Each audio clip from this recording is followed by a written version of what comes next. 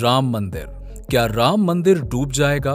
क्या वजह हो सकती है राम मंदिर के डूब जाने की? सरयू नदी का पानी क्यों राम मंदिर के लिए है खतरे की घंटी? आखिरकार क्यों ये नदी यमुना की तरह रौद्र रूप धारण करने वाली है? क्या होगा, चलिए जानते हैं आज के इस वीडियो में। दोस्तों, प्रभु श्री राम की नगरी में तेजी से राम मंदिर का काम चल रहा है और 24 घंटे लगातार इंजीनियर और मजदूर खूब मन लगा के काम कर रहे हैं, क्योंकि राम जी को उनके महल में ले जाने का समय नजदीक आता जा रहा है और इस मंदिर को एकदम खास तरीके से बनाया जा रहा है। इसके बारे में बताया जा रहा है कि अगले 1000 सालों तक इस मंदिर का कोई भी कुछ भी नहीं बिगाड़ पाएगा। पीएम मोदी से लेकर सीएम योगी का भी ये ड्रीम प्रोजेक्ट है और राम मंदिर के बनने की खुशी में आज सभी भक्त बहुत ही ज्यादा खुश हैं। और खुश हो भी क्यों ना, क्योंकि अयोध्या में श्री राम जी का महल जो तैयार हो रहा है। लेकिन दोस्तों, हाल ही में तेजी से बढ़ने वाले पानी के बहाव ने रौद्र रूप धारण कर लिया है और इस नजारे को देखकर हर किसी के मन में यही सवाल उठ रहा है कि क्या अयोध्या में बनने वाला राम मंदिर बाढ़ के पानी में डूब जाएगा और क्यों पानी की रफ्तार बढ़ती जा रही है? ये सब कुछ जानेंगे, लेकिन उससे पहले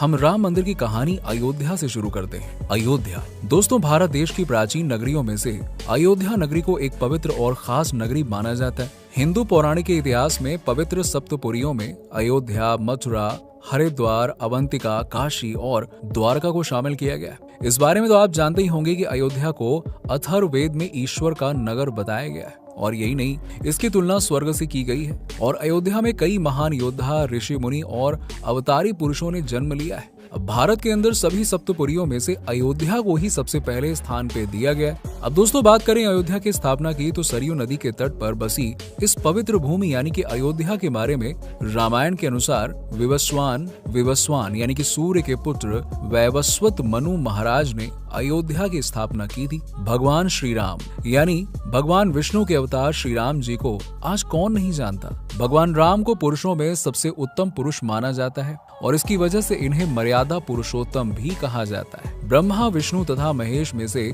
भगवान विष्णु ने संसार की भलाई और अपने भक्तों की खुशियों के लिए कई अवतार लिए हैं। भगवान विष्णु ने पूरे 10 अवतार लिए हैं, जिनमें से भगवान राम 7वें नंबर पे है। और यही नहीं, इनके इस अवतार में भगवान विष्णु के सभी अवतारों में सबसे ज्यादा पूज्यमानी माना जाता है। महर्षि वाल्मीकि द्वारा भगवान श्री राम के लिए कई कथाएं लिखी गई हैं।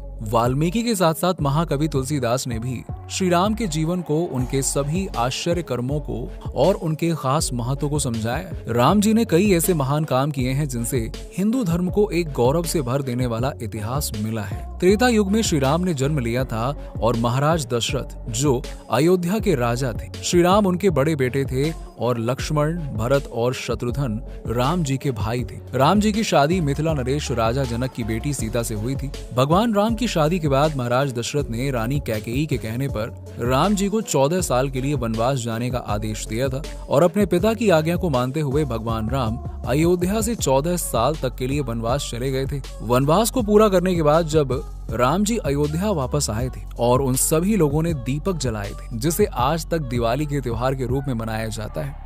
दोस्तों, भगवान श्री राम ने अयोध्या में कई महान काम किए जिनसे लोग आज भी बहुत अच्छे से वाकिफ हैं और ये भी कहा जाता है कि राम जी का अयोध्या में जन्म लेने से ही अयोध्या को एक पवित्र स्थान माना जाता है। ऐसे में आप अयोध्या में राम मंदिर के चलने वाले केस के बारे में तो आप जानते ही होंगे। अयोध्या की जमीन का मामला देश के सबसे लंबे चलने वाले केसों में से एक है। चलिए लगे हाथ जरा इस विवाद की नींव पर भी नजर डाल ही लेते हैं। दोस्तों, आपको बता दें कि अयोध्या में इस बड़े विवाद की नींव 400 साल पहले ही डल चुकी, जब यहाँ मस्जिद बनाई गई थी। साल 1525 में मुगल बादशाह बाबर ने मस्जिद बनवाई थी, जिस पर हिंदुओं का कहना था कि ये भगवान श्री राम की जन्मभूमि है और यहाँ पहले मंदिर हुआ करता था। उसके बाद साल 1853 में पहली बार इस जगह पर दंगे भी हुए और फिर अंग्रेजी शासन ने इसका बंटवारा कर दिया था। मुसलमानों को और हिंदुओं को भी उसके चबूतरे पर पूजा करने के लिए अलाउ कर दिया गया। अब दोस्तों, असली विवाद तो तब शुरू हुआ जब भगवान राम की मूर्तियां मस्जिद में पाई गईं और ये समय था दिसंबर 1949 का। मूर्तियों को देखकर हिंदुओं का कहना था कि भगवान राम स्वयं प्रकट हो गए हैं काफी दंगे हुए, लड़ाइयां हुई। इसके बाद सरकार ने इसे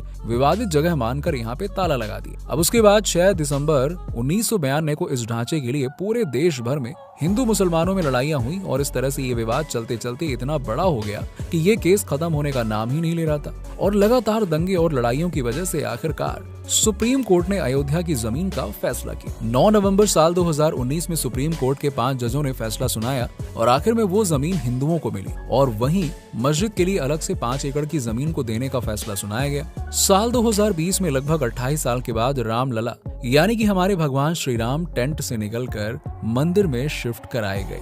इसके बाद बड़ी ही खुशी के साथ राम मंदिर का भूमि पूजन किया गया और काफी बड़ा प्रोग्राम रखा गया जिसमें पीएम मोदी और सीएम योगी दोनों शामिल हुए थे। और इस बड़े कार्यक्रम में साधु संतों के साथ साथ लगभग 175 लोगों को न्योता दिया गया था और इस तरह से शुरुआत हुई थी अयोध्या पवित्र नगरी में राम मंदिर बनने की। लेकिन दोस्तों, मंदिर को बहुत ही सुंदर और खास तरह से बनाया जा रहा है और मंदिर को इस तरह से बनाया जा रहा है कि इसे कोई भी आंधी तूफान नुकसान नहीं पहुंचा सकता है। लेकिन अचानक से एक बड़ा सवाल उठ रहा है जो हिंदुओं की खुशियों पर नजर लगाने का काम कर रहा है। और सवाल ये है कि मंदिर पानी में डूब जाएगा, पर ऐसा क्यों कहा जा रहा है? कैसे नदी का पानी इतनी रफ्तार पकड़ सकता है? क्या है वजह?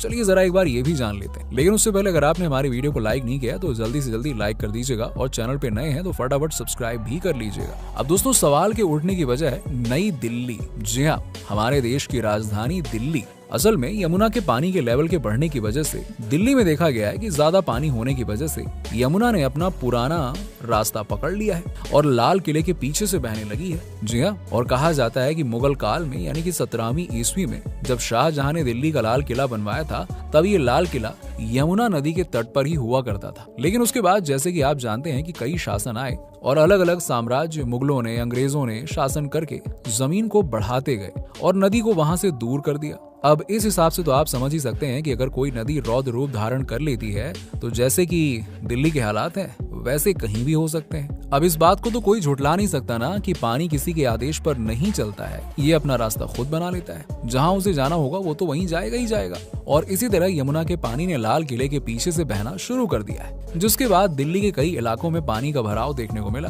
अब यहीं से सवाल उठता है कि अगर दिल्ली में इस तरह से पानी का बहाव देखा जा सकता है तो ऐसे हालात तो शायद अयोध्या में भी देखे जा सकते हैं। कैसे?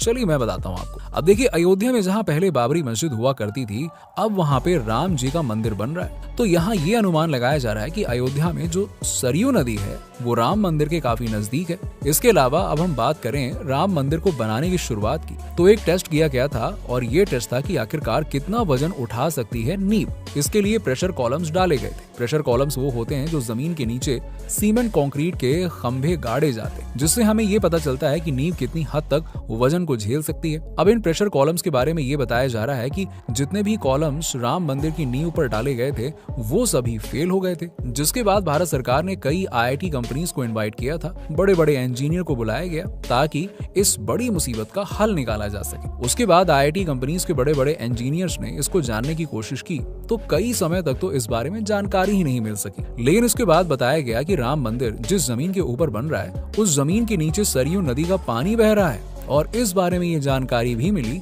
कि तकरीबन 17 मीटर की गहराई पर सिर्फ रेत पाई गई। इसके अलावा ये भी बताया गया कि सरयू नदी का जो पुराना रास्ता है वो यही है। अब आप हमें बताइए कि आपका इस टॉपिक पर क्या कहना है, कमेंट सेक्शन में कमेंट करके जरूर बताइएगा। साथ ही चैनल पे लगे बेल आइकन को दबा दीजिएगा और चैनल को सब्सक्राइब कर लीजिएगा ताकि आपको नई वीडियोस की अपडेट्स तुरंत मिल सके। तब तक अपना ध्यान रखिए। Bye bye, take care.